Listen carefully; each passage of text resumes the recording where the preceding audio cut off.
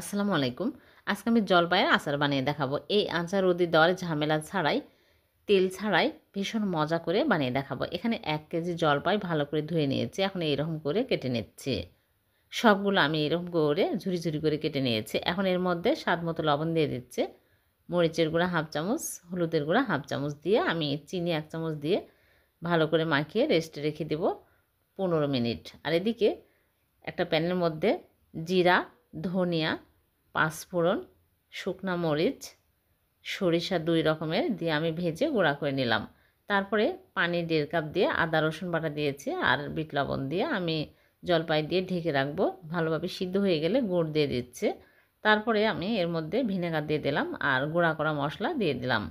দিয়ে এখানে ধনিয়া গুঁড়া দিয়ে দিয়েছি। এখন আমি ভালো করে নেড়েচেড়ে গুড়ের পানি শুকিয়ে নেব।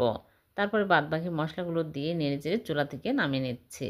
নামিয়ে পরিবেশন করে নেব। হয়ে গেল ভীষণ মজার জলপাইয়ের আচার।